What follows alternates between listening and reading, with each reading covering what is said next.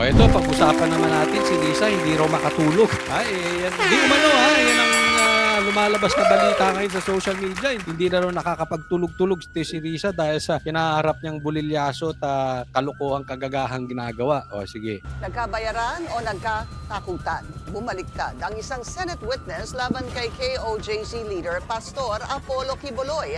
Binayaran lang daw kasi siya ni Senator Risa Ontiveros pero buwelta ng senadora, tinakot lang ang testigo. Yan ang agenda report ni Hannah T. Binayaran po ako ni Sen. Risa Ontiveros para mag-testify laban kay PRRD, VP Sara at kay Pastor Apollo C. Quiboloy. Yan ang seryosong Yan na matindi yan, ha? Kita mo na kung ano klase ang puso ni Risa Ontiveros. Talagang may galit siya sa Duterte, kaya damay-damay pati si Pastor Quiboloy. At bukod sa gahaman sa kapangyarihan si Risa dahil sa gabal sa pangarap niya si BP Sara, gahaman din sa pera. Dahil ang sinabi nitong testigo na si alias Rene, kung tawagin nila, ay merong habol doon sa kingdom. Kaya nagpapahukay sila sa diyaang kay sa tulong ni Torre. aligasyon ni Michael Murillo na dating Senate witness na sinabing pinilit siya ni Senator Risa Ontiveros na mag-testify para pabagsakin ang Kingdom of Jesus Christ ni Pastor Apollo Quiboloy. Kaya't seryosong legal action din ang inihahanda ng senadora laban sa kanya. Tumestigo si Murillo noong February 19, 2024 sa Senate hearing ng komite ni Ontiveros. Dati siyang miyembro at landscaper ng Glory Mountain ni Quiboloy. Isa sa claims ni Murillo, nakita niya sina VP Sara at FPRRD na bumisita sa property ni Quiboloy. Ano mo, di ba? Pinilit idamay. Ganyan po ka-desperada to si Risa. Pinilit niyang madama yung mag-amang Duterte ay dagdag ka ng 500,000. Ganong katindi po yan si BP Sara. Ganyan, alam niyang kawala siyang kapag-apag-asa. Napaka-desperadang babae. At umalis ng may dalang bag ng mga armas. Kilalang spiritual advisor ng dating Pangulo si Quiboloy at naging bahagi pa siya ng pambato ni FPRRD sa nagdaang senatorial race. Wala naman akong nasaksihan na ganong pangyayari. Pinilit din akong idagdag yung pangalan ni Senador Bongo at Senador Bato de la Rosa sa affidavit kapalit ng mas malaki. O, kaya nga, ikaw Bongo, hindi ka pa ba magsasalita? Dinamay na kayo nito. Buti si Bato, nagsasalita na. Yung mga ibang senador, di ba kayo magsasalita? Nako. King halaga ng pera. Pero hindi ko na sila isinama kasi baka umattend sila sa hearing at magtanong. Binigyan daw siya ng 500,000 pesos para isama sa affidavit ang pangalan ng pastor at ng mag-amang Duterte. Nagka-additional 500,000 pa raw nang matapos siyang tumestigo sa Senate hearing. Pero walang katotohanan ng mga ito ayon kay Ontiveros. Anya, sangkaterbang ebidensya ang meron siya para patunayang gawa-gawa lang ang sinabi ni Murillo. Kusang loob din daw na nagbigay ng statements ang witnesses sa Senate hearing tungkol sa KOJC. Lahat ito may paper trails, videos at screenshots at handang ilabas ng opisina niya sa tamang panahon. Yan ang parati ganito. Pagka may balita, ang usually sinasabi, pagka hindi nila agad masagot, fake news yan, or pinilit, or tinakot, or binayaran, or may ilalabas silang ebidensya. Halatang halata na bumibili ng panahon itong si Risa. Kung testigo nga, binibili. Panahon din. Kasi, apakasimple. Nakita nyo yung testimony nitong si alias Rene? Detalyado. Doon mo makikita pag ang tao ay nagsasalita ng totoo. Hindi generic. Hindi yung parang si BBM na ang sinasabi yung kampanya niya. Ang kampanya, ang plataforma niya ay pagkakaisa, unity team. Bagong Pilipinas. Yung ganon, ganyan ang palusot ng guilty. Generic yung sinasabi. Si alias Rene, pinangalanan. Ang dami niyang pinangalanan. Even the dates, specific po and up to the smallest detail, binanggit ni alias Rene. Ibig sabihin, confidence siya sinasabi. Pag ikaw magsisinungaling, hindi ka magbabanggit ng specific dahil mahuhuli at mahuhuli ka. Remember, sinabi niya, gusto daw niya ipadamay ni Risa si Bato at si Bongo. Hindi niya dinamay kasi baka matanong siya. Dahil pag fabricated ang ebidensya, mahuhuli ka, kaya iniwasan. Eto si Risa, ang dahilan niya, meron silang ebidensya, ilalabas sa tamang panahon. Remember that. tamang panahon. But for the meantime, para masagot niya ang media, ang style niya, kunwari meron siyang ebidensyang ilalabas. Kunwari may paper trail. Kunwari, sinabi niya, maaring tinakot yan si alias Rene or maaring binayaran. Tinakot yan at binayaran.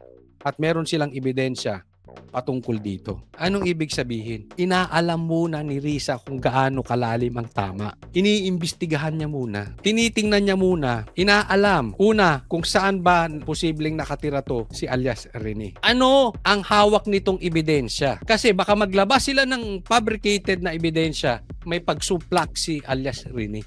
Ganyan po yan. Kasi pwede niya namang sinabi, ay hindi. Alam nyo nung panahon na ito, magkasama itong si ganito at sika si ganito. Yung staff kong yun na tinutukoy niya ay wala dito. Pwede niyang kontrahin ng detalyado. Kasi kung nagpapalusot to si alias Rene, mali yung binabanggit niya, definitely hindi tutugma doon sa facts, sa realidad. At pwedeng gibain ni Risa antimano ng purong detalye. Pero hindi, di ba? Generic yung sinasabi niya. Para lang humupa at makita niya hanggang gaano kalalim, gaano kalayo ang damage at ebidensya nitong si alias Rene. Saka sila hahakbang. Tingnan mo, nanahimik siya. Yun lang sinabi niya. Tahimik na siya. Pinapagalaw niya again. Of course, yung staff na naman niya ang gagalaw dyan. Possibly, yung attorney niya. We don't know. Diba? But then again, sinabi ko nga sa inyo, may pattern na to si Risa. Ganyan ang galawan yan. Dagdag ni Ontiveros, may mga tangkari ng pananakot sa kanyang staff at mga testigo. Pero hindi magpapatalo ang senadora sa tinawag niyang act of harassment at Pambihira to si Risa. Sila pa hinaras. Kayo pa ang tinakot. Tinago mo sa condominium mo. Bakit hindi mo i-deny? I-deny mo, sabihin mo. Diba? Yun yung sinasabi ko, specific eh. Anong sabi ni alias Rene? Tinago mo siya sa kondo mo. O ba't di mo i-deny? Hindi ko siya tinago sa kondo ko. O sabihin mo, saang kondo alias Rene? Dapat ginagano mo si alias Rene? Sige nga, saang kondo? O, hindi niya maganon si Hindi niya maganon si alias Rene. Yan tinitingnan niya muna, pinapakaramdaman niya. Paano ikaw pa hinaras? Pambihira naman. Senador ka, ikaw pa haharasin. Stop na. Naniniwala ba kayo sa babaeng to? Yung mga ordinaryong tao, haharasin yung staff ng senador? Hello, saan ka ba pinanganak? Alam mong napakalakas ng mga politiko sa Pilipinas, kahit yung mga ay nako, hindi ko na isa-isahin. Baka matamaan sila dito, magalit pa. Hindi ko man nilalat, hindi ko sinasabing staff mo ha. Sa totoo lang, minsan mas madali pang kausap yung mga politiko. Yung mga staff, akala mo sila yung talagang nakaupo, ang yayabang yan. Hindi ko na kayo papakalanan, pero may mga nakakausap akong staff ha. Daig nyo ko pang umasta para kayong suplada. Para kayong hindi tinatabihan ng asawa ninyo. Daig nyo pa presidente umasta. Alita, hindi ko sinasabi yung stop mo, Risa. Ang punto lang natin dito, haharasin ka ng isang ordinaryong tao. Huwag mo sabihin si Pastor Kibuloy na naman ng haras sa'yo. Nakakulong na yung tao, 70 plus years old na. Ikaw senador. Sinong loko-loko maniniwala sa mga pinagsasabi mo, Risa? intimidation at hindi nila palalampasin ang mga nasa likod nito. Kaya nga, wag mong palagpasin. I dare you. Sabi nga ni Atty. Topacio, idemanda mo siya. Wag mong palagpasin. Demanda mo si Atty. Topacio. Ito lang sa akin. Senador, dapat magsalita kayo dito.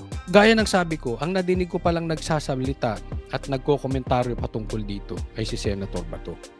Asan kayo mga senador? Lahat po ito, hindi lang yung mga Duterte Black, lahat po. Dilawan, Pulahan, Duterte Black, lahat kayo. Asan kayo? Bakit hindi nyo questionin to? Questionin nyo kung naniniwala kayo na nananakot ito at bumibili ng testigo. Kung hindi naman kayo naniniwala, dapat may stand kayo. Alam nyo kung bakit? Ang nagamit na plataforma, Senado. Ginamit ang Senate hearing. So, ibig sabihin, yung ginawang krimen na bawal sa batas, pinadaan sa Senado. So whether you believe Risa Hontiveros or not, dapat may aksyong kayong gawin. Hindi pwedeng wala kayong aksyong gagawin. Ulitin ko, sa Senado yan nagawa. Kung hindi kayo naniniwala sinasabi ni alias Rene, edi sabihin nyo, imbestigahan ninyo. Kasuhan nyo si alias Rene dahil binababoy niya ang Senado. Pero kung kayo naniniwala kay Risa, ay naniniwala kayong talagang si Risa ay nagbabayad ng testigo at ginamit ng Senado, si Risa ang nambababoy ng Senado, may dapat kasuhan nyo si Risa o i-ethics ninyo. In any case, naniniwala ka o di ka naniniwala kay Risa, magsalita kayo mga senador dahil nabababoy at ginamit ang inyong plataforma. Maliwanag. Kaya hindi ka pwedeng tatahimik lang dyan. Ngayon namin kayo kailangan mga senador. Naalarma naman si Senator Bato de la Rosa sa pagkadawit ng pangalan niya sa video. Buti pa to si De La Rosa si Bato Pareho ang panawagan ng dalawang senador, panagutin ang nasa likod ng mga maling paratang at paninira ng mga sangkot sa issue na ito. Ang komite ni Ontiveros ang nanguna sa Senate investigation pagdating sa trafficking at sexual abuse sa loob ng KOJC. Ngayon, behind bars na ang pastor matapos ang ilang linggong manhunt ng opisyal sa kanya. Para sa agenda, Ako, ito simple lang. Kaya ako wala na akong tiwala dyan sa mga Senate hearing. Alam ko, yan po ay nakapaloob sa inyong responsibilidad. Maari siguro sa mga kasamahan nyo, ginagamit yung Senate hearing para sa totoong makagawa ng batas in aid of legislation. Maari. Pero ako sa tingin ko, sa bawat 10 hearing na ginagawa dyan, baka isa lang ang matino dyan o 2. Yung 8, ginagamit na para mangharas. Sira kayo dito, Senado. Pag hindi kayo nagsalita, araw-arawin namin kayo. Kasi dumaan dito Dumaan sa ahensya nyo ito. Hindi pwedeng ganyan lang kayo. Next topic po tayo. BBM, planong di umano itago yung drogang nahuli. Pag-usapan natin. Di umano. Iniuugnay ni Vice President Sara Duterte sa eleksyon 2028 ang impeachment case laban sa kanya, pati ang pag-aresto sa kanyang ama. Ang pinagdaraanan daw ng kanyang pamilya ngayon paraan ng Administrasyong Marcos na pahinain siya bilang frontrunner sa presidential elections.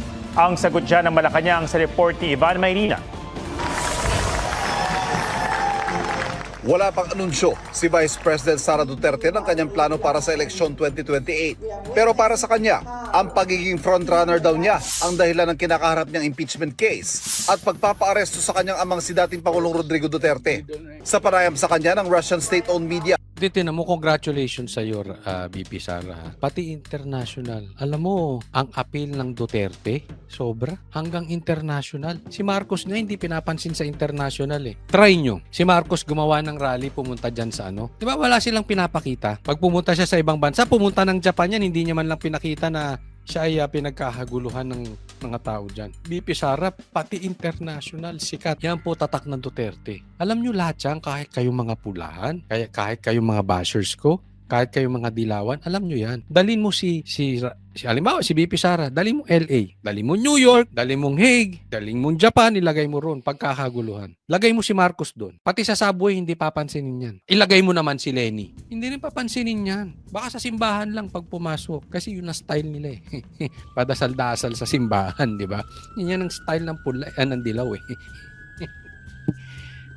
Diba? Pang-international talaga ito, kaya na-interview siya Ngayon, nanggagalaiti si Claire, na-insecure. Siguro, sabi ni Claire, pambira ka naman, BP Sara. Yung pakpak sa balikat, ako nagpauso niyan. Bakit mo naman ginaya yung pananamit ko? Sabi siguro ni BP Sara, Oy! Hindi ka pa spokesperson ng amo mo. Hindi ka pa aso ng amo mo. Ganito na ako manamit. May pakpak sa balikat. Sumingit siguro si Pansinin nyo. Pansinin nyo si Pansinin nyo si Princess. Naku, ang laki na rin ng dito, pakpak dito sa balikat. Nakikipagpalakihan na rin. Gaya-gaya talaga yun si Princess, no? Yung mag-amo na yun, tsaka yung aso niya, si Tamba, tsaka yung aso niyang si Princess. Parehas, gaya-gaya. na Russia Today na ipinamahagi ng kanyang tanggapan. Sinabi ni Duterte na intensyon daw ni Pangulong Marcos na panatilihin ang sarili o kanyang pamilya sa kapangyarihan. Ako naniniwala ako dito. At yan sinabi mismo ni Tatay Digong personally. Sinabi sa amin nung isang beses na meet namin siya dito sa Maynila, na meet namin siya. Nag-dinner kami, no. Kasama ko doon si Banat Bay tsaka si Boss Dada. 3 kami tsaka si Pierre Hardy. Nabanggit niya yan. Kaya daw tong PI, naalala niyo yung PI? Wala daw planong bumaba itong mga Marcos sa posisyon. Sila lang siguro, silang dalawa ni Tamba, gusto nilang manatili. Kaya pinakalat nila yung PI na yan di ba yung People's Initiative. Ngayon, inuulit ni BP Sara, walang planong bumaba sa posisyon. Ganyan po katindig, ganyang kakapal ang mukha ng mga Marcos. At dahil siya raw ang frontrunner sa 2028 presidential elections, gusto nilang alisin siya sa laban. Sabi ng bise, niisip daw nilang hihina siya kapag nakulong ang dating Pangulo dahil iisang pamilya sila. Mali sila dun. Lalong lumalakas ang Duterte ngayon. Dahil kinidnap si Tatay Digong. Sagot ng Malacanang, Ayan na! Naku, nakipagpalakihan. Hoy, mas malaki ngayon ang pakpak sa'yo ni Princess. Kumikitang kabahayan, ha?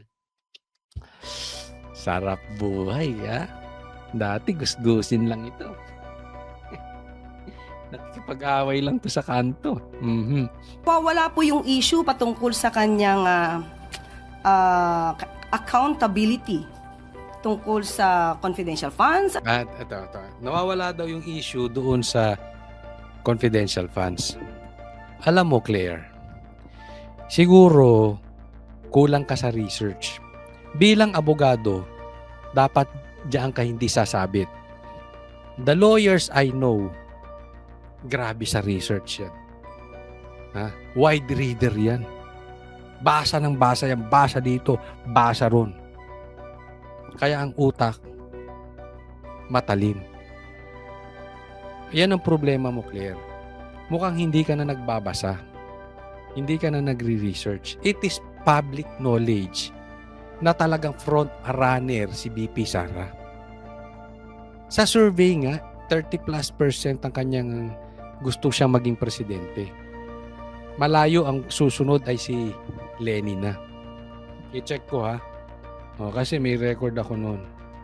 So, alam mo, kahit yung mga kakampi mo, kahit sila Marcos na mga kakampi mo, 35% si Lenny kasunod 19% na. Kahit yung mga kakampi mo, mga pulahan na bobo, alam nila, malakas talaga to si Risa. May nakakausap akong mga vlogger na pula.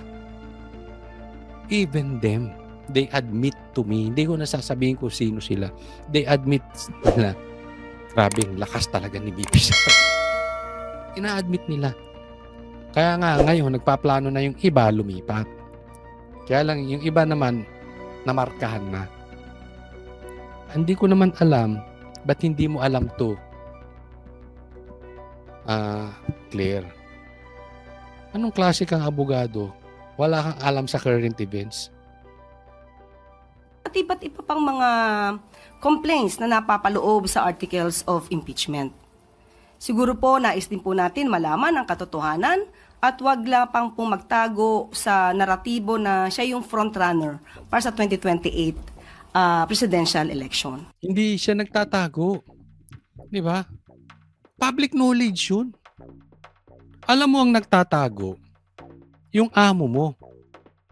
Kasi bawat may sasabihin, si BP Sara, ikaw ang sumasagot. Alam mo kung anong itsura niyan? Si Marcos nagtatago sa saya mo. Not literally. Pero nakakahiya si Marcos. Hindi niya kayang sumagot. Wala kasi ito eh. At ikaw rin, nagtatago ka sa amo mo. Try mong sabihin yan. Pagbaba ni Marcos, pag presidente na si BP Sara, saka mo sabihin sa kanya yung mga pinagsasabi mo. I dare you, saka mo sabihin. Huwag ka ngayong matapang dahil nakasandal ka dyan sa amo mo. Parehas kayo eh. Yung amo mo nagtatago sa palda mo, ikaw naman nagtatago sa kapangyarihan niya. Diba? Ikaw pa nga dati ka ng critic ni Marcos eh. Anong nangyari sa'yo? Diba? Binigyan ka lang ng posisyon, hindi natin alam kung magkano sahod niya, wag mo sabihing libre din. Binenta mo na nawala tuloy. Binenta mo na yung kaluluwa mo. Tungkol sa confidential funds at iba't iba pang mga complaints na napapaloob sa articles of impeachment. Siguro po nais din po natin malaman ang katotohanan at wag lang pang pong magtago sa naratibo na siya yung frontrunner para sa 2028 presidential election. Nagpatutsada rin ng Malacanang sa bise, kasunod ng pagbatikos ito sa pangunguna kahapon ni Pangulong Bongbong Marcos sa pagsira ng nasabat na floating shabu.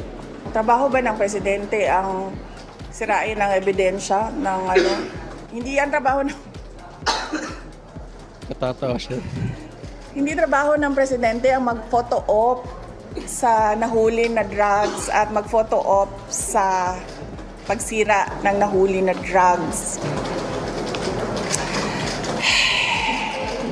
Mas maganda po siguro talaga na pasinayaan at makita mismo ng Pangulo ang pagsira sa mga illegal na droga na ito kesa po walang gawin sa mga nawalang illegal na droga sa magnetic lifter. Kailan nga po ito nawala? 2018? Hindi po ito. Tanga rin to eh. Siya nagtanong, siya sumagot. Tingnan niyo yung utak ng abogadong to. Ha? Nagpain siya kasi gusto niyang ibintang na yung may nawawalang droga dati. Ibibintang niya kay Duterte kasi panahon ng Duterte 2018. Siguro walang sumagot. Tanong niya, sagot niya. Ganun po ang utak ng abogadong to. Ay, naku. Ito pang photo ops lang. Ito ay nagsisilbing babala sa mga kriminal. Ito kasi sa akin, ito masasabi ko dyan. Meron kasing problema ang bansa natin. At si Marcos walang ginagawa.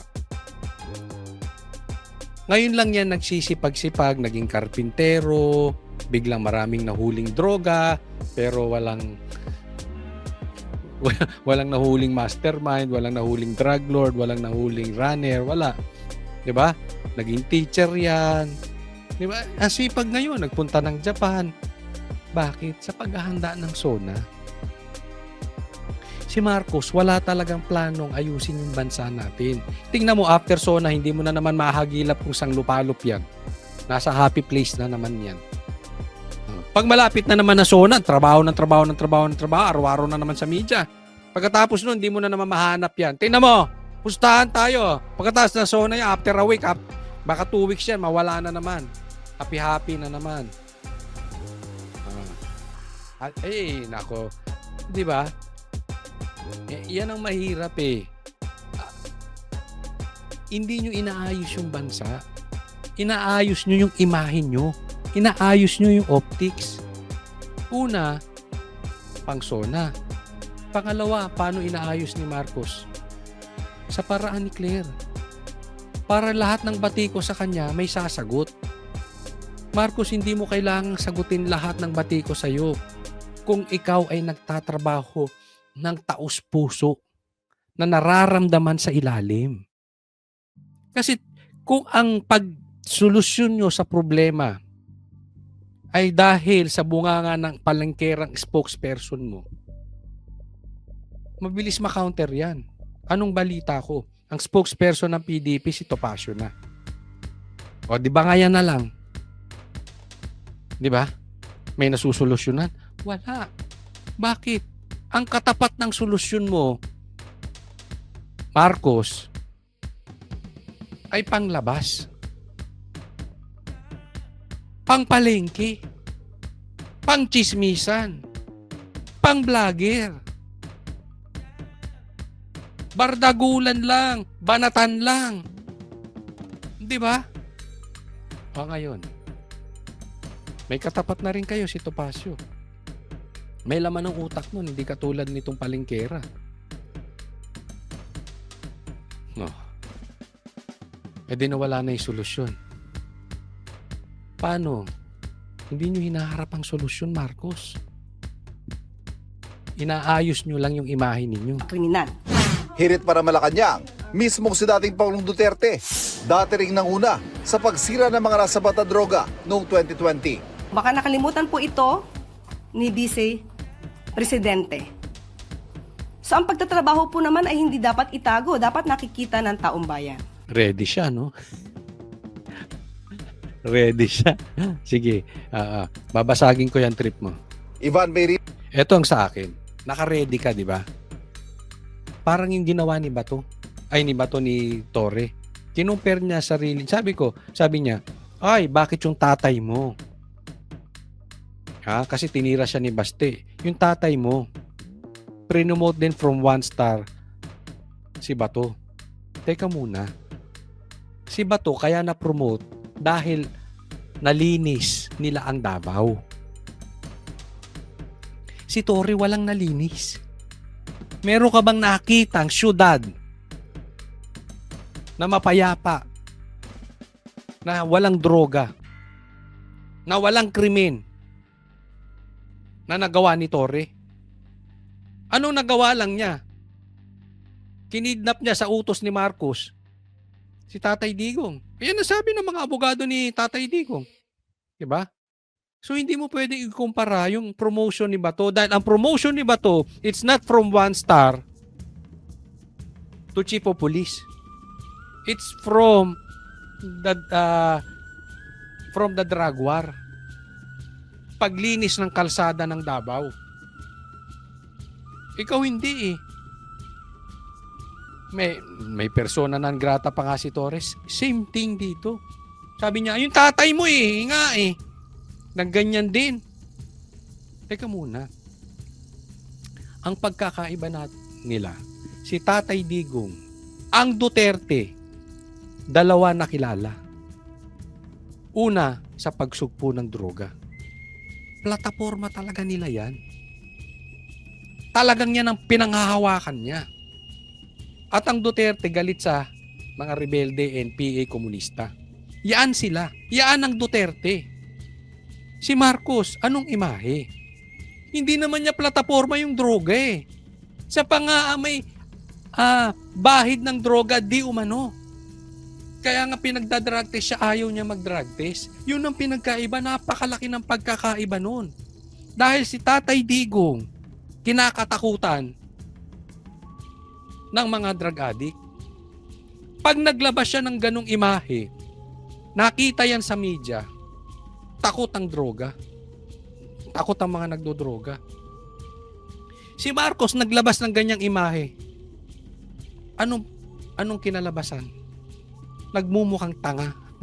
Pinagtatawanan. Bakit? May bahid siyang droga eh. Takot pa nga siya magpa-drug test, di ba? Magkaiba yun. Alam mo, Claire, being a lawyer, dapat marunong kang mag-compare, marunong kang mag-isip. Anong pagkakaiba? Oh, 'di ba? May ganyan sa batas eh. Anong pagkakaiba ng theft sa robbery? Anong pagkakaiba ng murder sa homicide? Dapat alam mo rin anong pagkakaiba ni Bongbong at saka ni PRRD. Anong klaseng abogado ka? Ang layo naman. Hindi ko sinasabing adik si Marcos. Baka. Posible. Pero hindi ko pinagbibintangan. Ang punto rito, hindi yan ang linya niya. Sa katunayan may bahid siya. Anong linya? Saan nakilala si Marcos? Uniteam. Di ba? Dapat yan ang pinatunayan niya. Nagawa ba niya yung unity? Saan nakilala si Marcos? Sa pagbaba ng 20 pesos na bigas. Dapat yan ang pinanghawakan niya. Kung baligtad, si Marcos nakaganyan. Ino-observe. Tapos sa palengke, puro 20 pesos. Si PRRD, hindi naman yan ang talaga naging plataforma niya na ganun. Di ba? Iba ang tingin kay Marcos kasi talagang pinaghirapan niya yung 20 pesos. Yan ang talagang kinapit niya. Wala eh. And of all accomplishment, hindi po bagay. Huwag po sa droga. Huwag po. Natatawa po ang taong bayan. Huwag pong kakalimutan ha. Doon sa mga hindi ko pa po subscribe po kayo sa channel ko, Coach Oli ha. At i-like ang video na ito at maraming salamat sa patuloy niyong pagsubaybay sa vlog ko. Para sa Diyos at Pilipinas nating mahal, Coach Oli po. God bless everyone.